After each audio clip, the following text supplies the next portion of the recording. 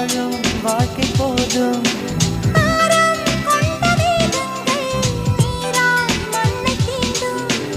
உந்தன் காதல் ஒரு வழி திரும்பி சென்னு கண்மணி.